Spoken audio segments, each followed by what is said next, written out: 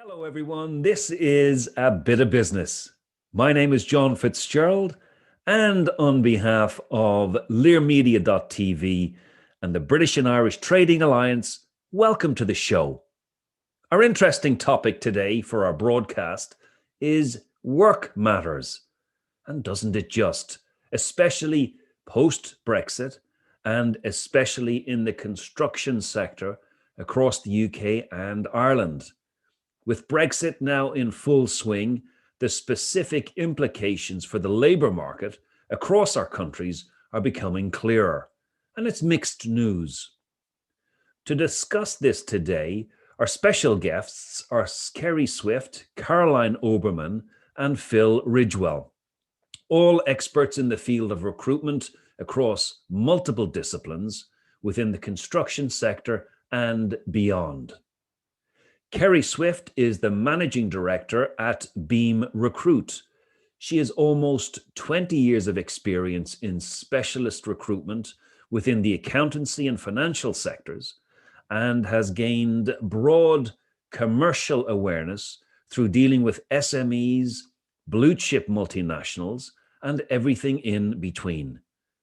Beam recruits at all levels from entry to director level, and they span a variety of sectors, including private practice, commerce, industry, charity, and not-for-profit. Caroline Oberman is a regional director for the northwest of England at Linear Recruitment. She joined them back in 2014 to establish a new region for the company in the white-collar and blue-collar construction sectors. With 15 years of construction recruitment experience to call on, she is well placed to comment on the post-Brexit labour market, especially across the north of England.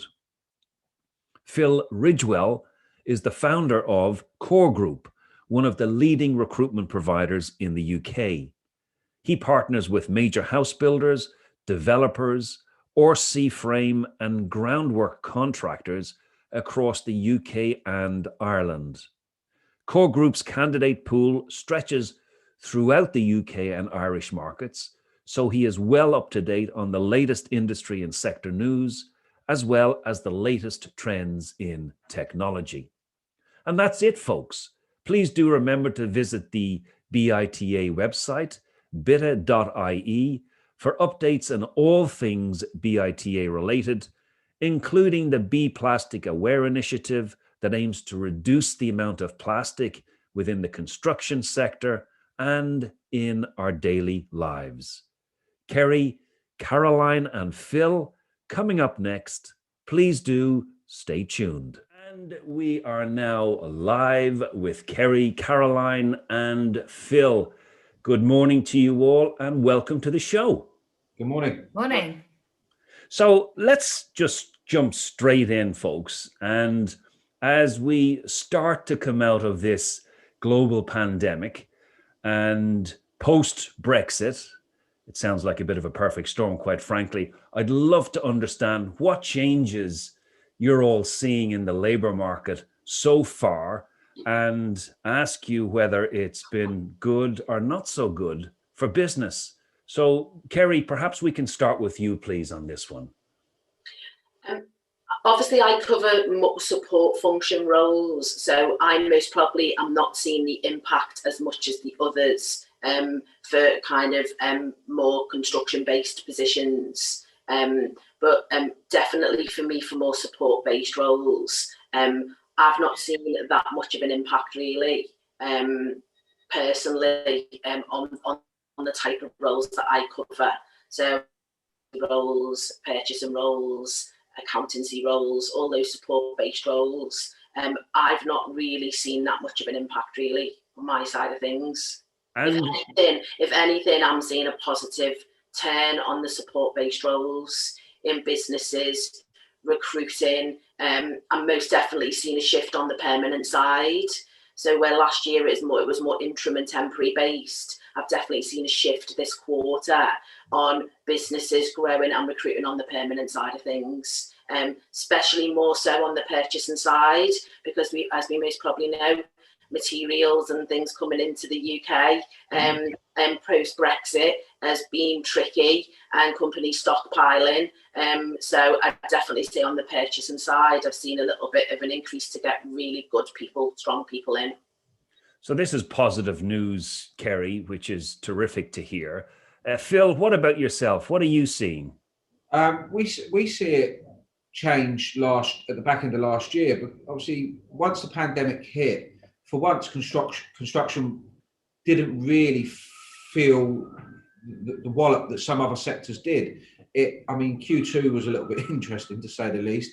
But what we see a lot of the EU labour, obviously with Brexit coming in place, they took their support from the government and went home, and they haven't returned in their numbers that they were before. So it has caused, coming into the busy time of year, especially for construction and civils, as it is now with the weather getting better, it's we are seeing a real labour shortage and a real opportunity for people coming into the UK.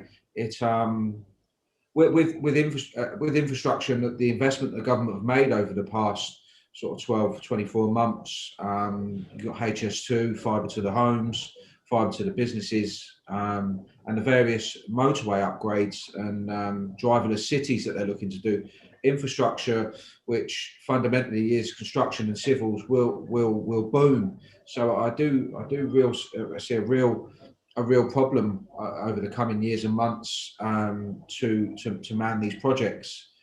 I mean, we have started looking further afield in training and bringing our own labour across from places like Kosovo, Albania, and setting up training centres in these locations to try and plug some of these gaps and obviously take advantage of the market and the shortage that there is going to be over the coming years. Well, let's come back to that shortfall in a minute, Phil, because I want to just dig into it in a little bit more detail. But Caroline, just before we do that, from your perspective now, you're very much focused on the northwest of England. What are you seeing and have seen over the last 5 or 6 months? I would agree with Phil. We've had a very similar experience. A lot of the guys went back during last year and just didn't return even before Brexit was due to happen, because they had preconceived ideas of how Brexit will affect them and thought it'd be better off if they just stayed back home. And you have to remember that we had a shortage in construction even before Brexit started. So, you know, we already had a shortage of skilled and unskilled people to fill the roles. And, you know, I would agree with Kerry, we're very busy. The clients are all hiring. The clients are hiring on a permanent basis as well as a temporary basis. But there is such a shortage of candidates from a cumulative effect of the pandemic, Brexit, you know, and people not coming into the industry as a general whole anyway, because it hasn't been an industry that's been highlighted as a career path for people. So all of those things going together means that you know, there's always been a shortage and it's only going to get worse. We've seen as well from Europe as a whole. It's an emerging market. The Nordics at the moment are absolutely booming around data centers, again, infrastructure. And obviously Germany as well. It's a shorter drive from Eastern Europe to Germany than it is to I think it's 2 hours. I think to Germany, and obviously Nordics as well. It's sucking up what the labour it was there, so that they can go home every day and still go and earn decent money within the European Union. The rates aren't that much different now. The money, the attraction of the UK and the money isn't there anymore. No, it's not. Definitely not. So, Phil, let's just talk about those shortages a little bit, because I was reading something in the newspaper that London has been hit most significantly, and I think there was a decline of about 30%, from about 80,000 foreign workers to about 50,000 foreign workers now in London. So what is the impact then for contractors? How are contractors responding to this? And what impacts are they seeing every single day on the ground because of this? The cost of delivering their job is increased. You're having to pay a higher rate to get to get someone to the job, and it's become also almost mercenary, really, in and around London. The only good grace that we've got with London is that the fit out market is completely dead in London. Obviously, no one's in the offices, no one's looking to build new offices, so the demand for fit out type resource has diminished somewhat, and I don't really see that returning in any great numbers over the next 12 months. Like I said, I think the landscape and the dynamic of office-based work has changed from forever. We've gone from very, very office-based to a hybrid model of splitting working from home and working in the office. And it's also come to my attention this week that the government have mobilised a task force to look at potentially moving schools to a hybrid model of three days in school and 2 days at home learning, which all the parents are now going to be really unhappy about. Yeah, I mean, it's quite lucky for me. My kids are older now, so I've 14 and 22. So I don't really know how that'll work with parents that have to go to work. I don't see how that's going to work. Yeah, I think it does throw up some challenges. I feel my friends are in education recruitment and in ed tech as well, and their market will be completely obliterated because the need for teachers will not be there. If you're not in school 2 days and all you'll be using is facilitators to take the lessons, and it just I actually think it's a dreadful idea. Yeah, it's terrible. Kerry, because the parents aren't school teachers, and not everyone's got a suitable home to go and be taught in back at home. I think it's a dreadful idea. I think I couldn't agree more. I think it's a disaster in my opinion. I think kids, you're going to see a generation of kids that may struggle with educational levels, learning ability, social interaction, anxiety, depression. That snowflake generation is going to really come through over the next 10 years due to these type of actions and what has gone on over the last 12 months. And Kerry, are you seeing this now, this move to a hybrid working environment in the support functions? Because it sounds like it would impact that significantly. 100%. And I don't know whether you remember a number of years ago, I think the Labour government were talking about a 4-day working week, and everybody raised their hands up and we can never do that. And I'm seeing a lot more traditional organisations who previously would say we're never working from home, we're never virtually going to recruit, have made a U-turn. So one particular business that I work with, a very traditional legal firm that employ people all over the world, are going to a 3-day home working and 2-day in the office long term with their support functions. So it's definitely, I've seen a huge shift. And what I would say, I think candidates in the market are now actually saying, I don't know whether I want to go back working in the office. And I think if businesses don't adopt a hybrid approach, they're not going to attract top talent.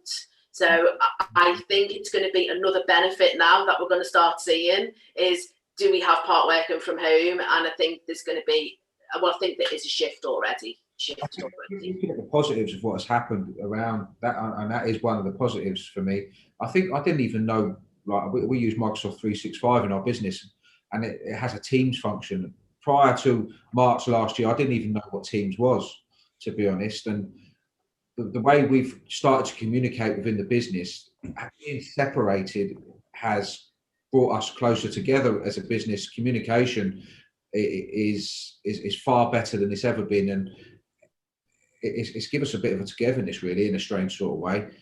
Like I said, we catch up constantly on video. I think trying not to do death by Teams is a fine balance. You can sometimes spend your day on it all day long, which gets a bit boring.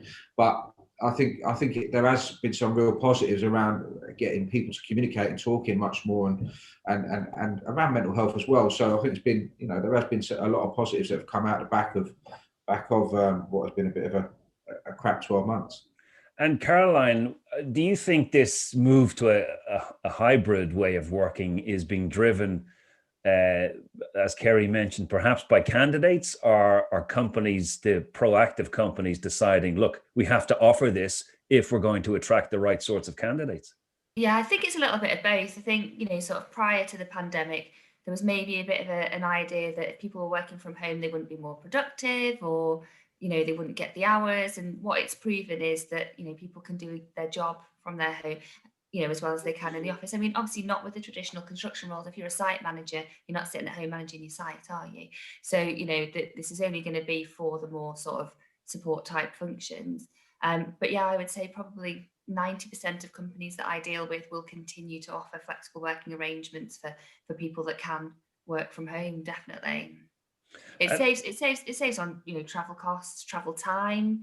If people haven't got a commute, that's time they can be spending in their work. It's costs for the company. I think it really lends itself to certain sectors as well. Like we have a marketing business, so that they give their office back. They had an office up in the city that they've, at the start of the pandemic, they give notice 3 months, and they have no office. They're completely what they call a digital nomad, I think the word is. And so it really lends itself. But I think for sales, you do need that aspect. I think you need a bit of everything, don't you? You do need a bit of, and Yeah. also, with the offices as well, because I am denied about sort of changing my office space, but we just don't know how long social distancing is going to go on for. So, rather than downsize, we're probably just going to keep the size that we've got, because if you're getting people in the office, you don't want people uncomfortable sitting too close to the colleague next to them. How many are you seeing back in the office, Caroline? Have you got many back yet, or are you still WFH? No, my team are back. We're back in the office. We were back 2 weeks ago when the sort of government advice changed from stay home to stay local. But we have continued to offer a flexible working arrangement so that the office is never full. There's never everybody in at the same time.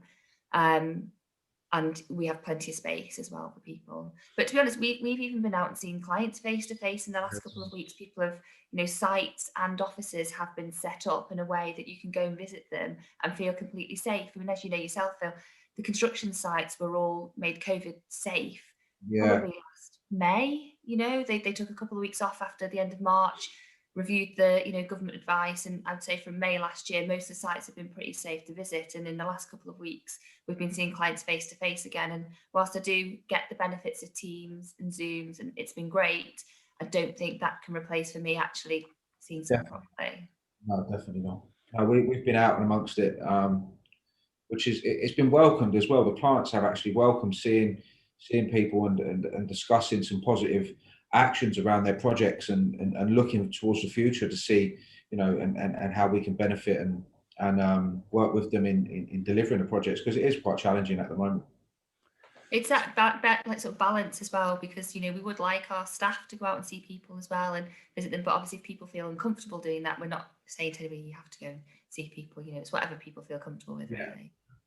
So let's come back to the absence of candidates for certain roles. So there's, I guess, two ways you can look at this. One, there's opportunities for homegrown talent that perhaps folks, graduates that would not have thought about going into the construction sector or one of the support functions, or taken that type of career route. So there are opportunities for local people to get into the sector. But then also, and maybe I'll come to you on this, Phil, if you're sitting in Ireland, for example, or in Spain or France or Italy, and you're looking at the UK, there are opportunities because there is now a lack of skills. So how do you guys see it? Do you see the local labor force starting to strengthen and more people from local, England, Scotland, Wales, Northern Ireland coming into the sectors? Or do you see it starting to open up again once people understand that it's not as difficult as they might think to come and work in the UK? Phil, let's start with you on that one. I think that it's a bit of a difficult one, really, because the construction sector is not seen as attractive, really. Young people, when I was a young man coming out of school, I went and did a traditional apprenticeship, 5 years, design engineer, working on site management, and you're just not seeing that at the moment. And with like this fourth industrial revolution we've got coming around AI and technology, the way it is, people want to go to these more attractive Vogue type roles and techie tapping away, programming, and yeah. So we're not seeing the entry level, and it is being pushed. I mean, the apprenticeships that are being offered by some of the big tier ones are fantastic. You know, they are real game changing opportunities to progress quickly through the tier ones, but it's just no one's coming in any great numbers, and I think it will have an impact. You know, as that industry gets older, you're going to find that gap increase further. You know, nobody wants to become a ground worker these days. It's just not seen as attractive, getting on the shovel and, you know, digging away in the freezing cold, and yeah, people, you know, or driving a digger. So, you know, that used to be some kid's dream, you know, driving a JCB, but yeah, it's just not seen as attractive these days, which I think is that needs some work. Caroline, what are you seeing? What are your thoughts on this one? Yeah, I completely agree. I think in terms of maybe some of the more white collar roles, absolutely, you know, people maybe now see, you know, quantity surveying or planning or architecture. Yes, homegrown people, you know, that is something that will happen. My biggest concern is actually probably the more unskilled people. We had, you know, a lot of European workers that would do general labouring, or like Phil says, you know, ground working. They're going to dig with spades in the ground, or, you know, hand digging and things like that. Local people are not attracted to doing that. You know, that isn't something that people say, yeah, that's what I want to do as my vocation. And it isn't, you're right, Phil, it's not marketed well to people. You know, construction is something in school, if you're not very academic, here's another option for you. You know, people don't realise the career that you could have in construction, and the the money that it can earn you. And obviously, you know, women in construction, it's not a big marketable thing to women. I had a little look at even our temporary workforce that we have in our agency, and 2% of our workforce is female. So there's, you know, huge market there that people need to tap into. But again, it's just not marketed to people in that way. I definitely think they're missing the boat there with the women, to be honest. I think if they really... You need a few women project managers, don't you? That's what you need. 100%. You know, I think it would... You know, that you just don't see it. I mean, I've probably seen a handful of women JCB drivers, you know, crane drivers, and they, you know, they do as good a job as anybody. So I think if we focused a little bit around that and maybe pushed that agenda a bit more and made it more attractive and more welcoming and not so intimidating, maybe for a female, it would be. And I don't think site is intimidating anymore. I don't think it is. It's not 1980. They're not wolf whistling them from the scaffold. It isn't that environment anymore. I was recruited for a health and safety role within construction, and out of 187 applicants, 4 of them were women. Out of 187 applicants. And I would say, Kerry, health and safety is probably a more female dominated industry. You know, if we were recruiting health and safety, I would expect more women to apply than if I was recruiting for a site manager or a project manager or a contracts manager. I've not found that, though, over the recent few roles I've recruited within health and safety. It's definitely been male orientated. No, I agree, it would be male dominated. Oh, sorry. The fact that you got 4, if we were recruiting a role like a PM or a contracts manager, we'd maybe get none. One maximum. Yeah. Kerry, what do you think the answer to this is? It's education, isn't it? It's education going back into schools, isn't it? It's going as early as that, isn't it? It's going into schools, and it's definitely tapping in on those children who don't want to go down the academic route, maybe, and, you know, giving real life examples. And it's about working with the communities. But I suppose when you guys on the ground are looking at this labour crisis, that isn't the answer straight away, is it? That's the long-term answer. That's not going to get the immediate. And I think he's called Kevin Foster. I think he's like the Immigration and Borders Minister, was talking about this, engaging with training and apprenticeships. We've now got Kickstart, and I think all that's amazing, but it doesn't, I suppose, solve the here and now problem, does it? So picking up on that, though, Kerry, let's turn now to the shortage occupation list. So apparently the government is hinting that some of the new immigration rules and regulations can be relaxed a little bit because of this situation, especially for construction workers. one Lord's minister said that the SOL should make it easier for foreign workers to secure a UK visa, and that could include folks in construction. What are you hearing about this, and how likely is it? How quickly will the government actually act to try and address this? I don't know about you guys, but I'm really confused on the highly skilled workers system and point system. I don't know whether you guys understand it. I think it's a bit confusing. I don't think that helps the scoring system. And then obviously you've got to be Home Office licensed sponsor, which costs, I think, does it cost £5,000 per person? So I don't know whether you guys are finding it, but I think that's quite confusing. As with anything the government ever release, you know, IR35 changes in immigration, they give you a bit part story, they feed you a load of grey, and you have to try and pick the bones out of it best you can. There's never a definitive answer of exactly what you've got to do. You have to, employ people, team, and it just all adds to the cost of delivery, you know. And I just think if the government were a little bit more definite and on the steer of what they actually wanted and went down a path and stayed on that path, navigating these difficult waters might be that much easier, instead of you're battling the issue of the labour shortage and you're battling the rules of the government and trying your best to do a job in the middle, and then when it ultimately does go wrong or something, that you get hammered anyway. So it does make it a little bit challenging to navigate these choppy waters. Especially if you're, for smaller businesses as well that are trying to operate, that haven't necessarily got a compliance team or HR or learning development to spend time on finding out what the exact rules and regulations are and navigating them, then it's a real minefield and a real worry, I would have said. And Phil, you talked about setting up some means to get folks from Albania and Kosovo over to the UK. What are you doing to facilitate that? Has it been challenging? Is it working?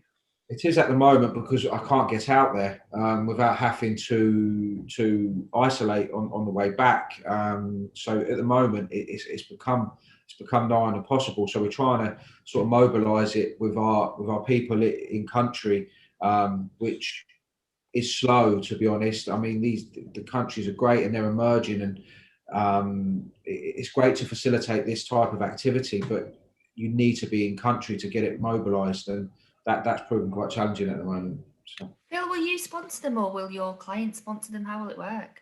We will use a third party to sponsor them for a payroll bureau, and use a payroll company to bring them over.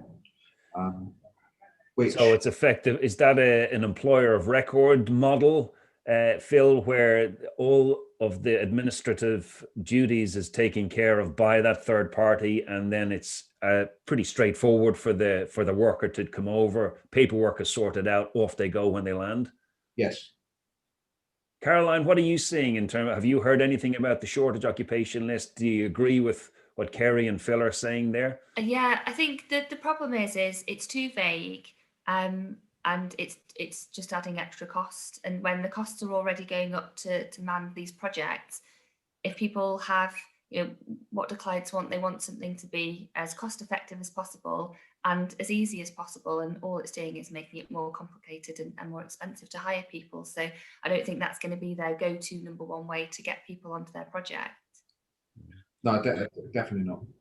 And Phil, if you're sitting in somewhere like Ireland, for example, which is relative to the UK, a smaller construction market, although it can be just as buoyant, and you have foreign workers who are now looking at Germany, France, Italy, Spain as effectively competitors to the UK, because it's easier for them to just go there and work, and construction is starting to open up in lots of different countries.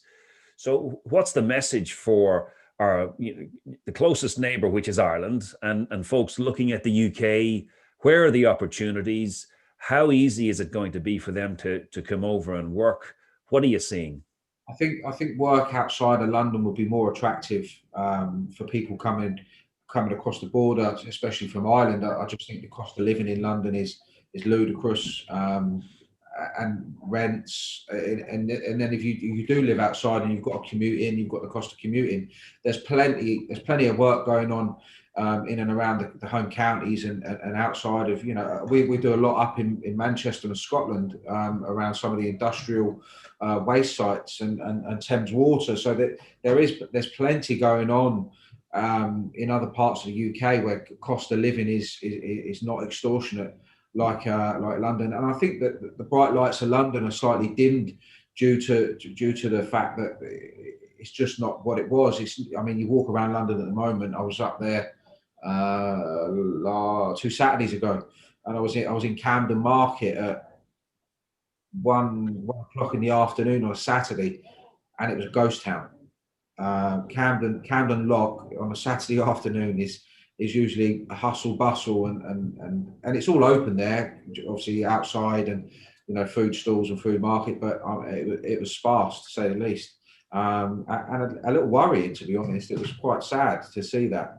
So I don't think London's got the draw that it had once in yesteryear. But certainly outside, home counties in the north, there's plenty. Manchester is absolutely booming with construction. You've only got to look at the skyline in and around the city, and it is there's buildings flying up all over the place. I see Matt Mason are building a new hotel. It really is. It is boom time outside of the cities. So that segues nicely into your part of the world, Caroline. Where are the opportunities in the northwest of England? If you're looking outside of the UK and you're looking at the northwest, what are you seeing? It's interesting, actually, because I think previously people who were relocating to the UK would have thought London, especially Europeans, and maybe it's because of the travel links. If you're going to get a flight into the UK, there's 3-4 airports in London, and people think London. But if you're coming from Ireland, then obviously you're going to land you could land in Liverpool, Wales, or perhaps Cumbria. And then you're easily commutable to other areas. We are very busy in the northeast of England. There are some really large, multi-million pound interesting technical projects in the northeast of England for people to get involved in. Not just Manchester as well, Liverpool as well is booming. It's got the waterway, Wirral Waters even is a huge project, lots of years of work going on there. So there is countless opportunities throughout the north of England, not even just in the big cities. If you go outside to places like Preston, Chester, there is work going on there. And other than the big construction projects, you've got all the housing that's being built as well in all the rural areas. If you go into, Cheshire or Lancashire, lots of work going on there with the house builders as well. So yeah, lots of opportunities for people.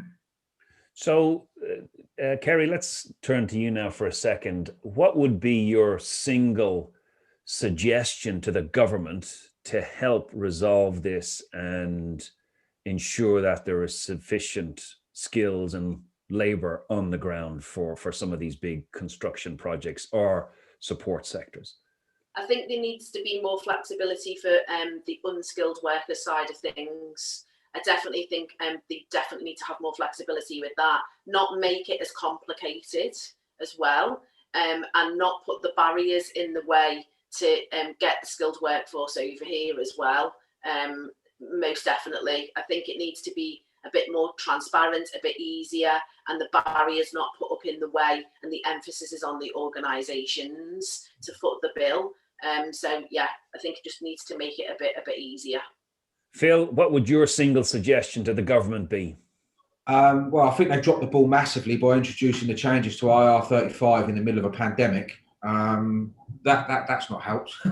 So you've got a lot of people that use their own personal limited companies to, especially from a white collar perspective, and the white collar perspective are delivering these projects, they're pricing these projects, they're running the projects, and now they've got the added headache of trying to force them down a route of PAYE, which is probably represents, I don't know, maybe a 20-25% pay cut for them in their actual back pockets, which again, coming off the back of a pandemic where everybody's opportunity to earn has been limited, to say the least, is really causing an unnecessary upheaval. I expect Caroline had probably seen it Phil, I could talk for about 3 hours about IR35. And do you know what? I prepared for IR35 24 months ago, and then they moved. I was absolutely ready to go for it, and then they shifted the goalpost, kicked it down the road a bit, and I was like, oh, fuck it.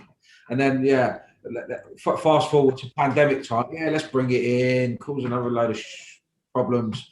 And, it's been challenging. I think, again, the government need to be clear on the message that they're delivering, and so businesses like ours can execute that message and not live in constant fear that you're doing things right. Are you delivering the right message to the clients and the candidates? That's the problem for me, because it can be so conflicting. We'll deliver a message, we think we're absolutely nailed on with what we're doing, and then they'll go down the road to ABC agency and say, well, they're doing something completely different. Well, you can't blame them for that, because they're looking at the set of rules maybe and taking it in a different light and execute it to the best of their knowledge. So they need to be clearer and more direct in their what they want us to do as business owners. Okay, so Kerry, make it a bit easier, a bit more transparent. Phil, IR35 is not helping in that situation. Caroline, what would your suggestion to the government be?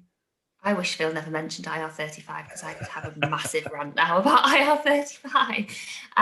But yeah, I think the main thing is clarity. There is no clarity on anything. So what you get then is lots of different people having different interpretations of things. So all of your clients go out to their own legal support system to get their advice about what they should be doing. And all these legal support systems give them all different advice. And because there is no clarity, there is just nothing to say how things are going to do. And I think with IR35, what we found, Phil, I don't know if you found the same, is one company's gone, right, well, I've been given this advice that I'm going to ban all limited company contractors. Right, well, if that's what you're doing, I'm going to do that. Instead of going, right, well, we've got this great status determination tool you could use and you could do it properly. Well, no, because Joe Bloggs down the road is doing that. And then, if they're classed as an employee, we can't pay them CIS either. So we'll ban that as well. Well, if you're doing that, I'll do that as well.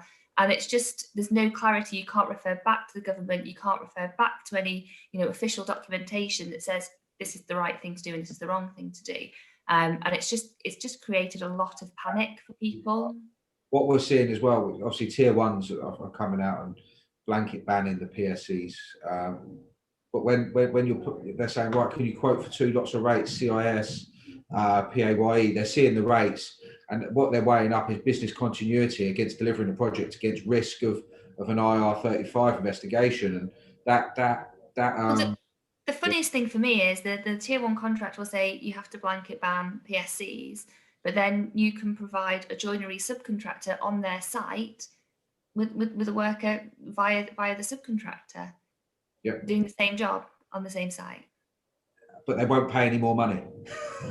The tier ones won't let you increase the price of the job because the government have changed the goalposts. To be fair, a couple of our clients have actually increased the rates. We have had a few people understand the fact that if people are moving into PAYE, they are not by 25% or anything, but by an increase to sort of soften the blow a little bit, which was good, because I fully expected that people would be telling us to take it out of our margin, which we don't have enough. We don't have enough in the margin to take. So I do think we have had some clients that have been sensible, but to give a short answer to your question, John, I just think there needs to be a lot more clarity. Okay, well, look, folks, we can probably talk about this for a couple of hours, as you say, Caroline. But let me just finish with one very simple question, and let's see where we get to with it. Brexit, glass half empty or glass half full, and why? What do you think, Kerry? Oh, that is a hard one, and you've put me first.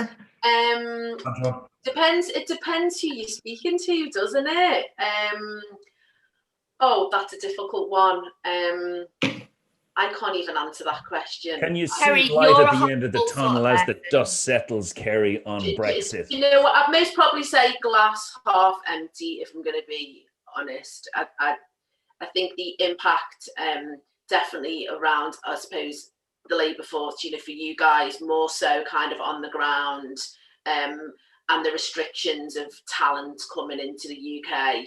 However, you could flip that and say, well, we need to look at people from Ireland, Wales, Scotland, the whole, and all of us, and maybe grow our talent, what we've got here, and start at the bottom and grow up. So it's most probably both. Phil, what do you think? For me, I think long term is really, really positive. The country is getting back its identity. I think we'll see a lot more from an engineering perspective onshored into the UK. I think manufacturing will again come back to the UK. You're going to see a lot of foreign investment into the country due to the tax breaks, etc., that the government are offering. I think it is a positive step. I just don't think they've delivered it in the right way. If I'll be completely honest, they haven't. It goes back to the being clear and concise. They haven't been clear on what we need to do as business owners. So you're caught in a bit of no man's land, really, and trying to navigate it best you can. But in summary, I see it as a very much a positive step for the country, and I think the country will get back its identity, and we'll become I don't think we've ever stopped being a bit of a powerhouse, but it will increase our capacities to deliver manufacturing, engineering in the UK, and ultimately create other jobs in other sectors, and hopefully over the next 10 or 15 years work out of that skill shortage that we have an issue with in the UK. Caroline, final thought from you. So I was a massive Remainer with the whole Brexit thing, but we find ourselves where we are, and we have to make the best of it. So I am definitely a glass half full person, and if there's challenges, then all that means is there are opportunities. So in anything like this, you have to look for the opportunities and find them. Yes, for a little while, there's probably going to be a little bit of panic. There is going to be issues, but I think long term, we will get through it, and we'll find a way to make it work. Very good. Okay, well, let's leave it there. And all that remains for me to say is, Kerry, Caroline, Phil, thank you so much for joining us. This has been A Bit of Business. My name is John Fitzgerald. All the best for now, ladies and gentlemen. Thank you so much. Cheers. Cheers. Thank you.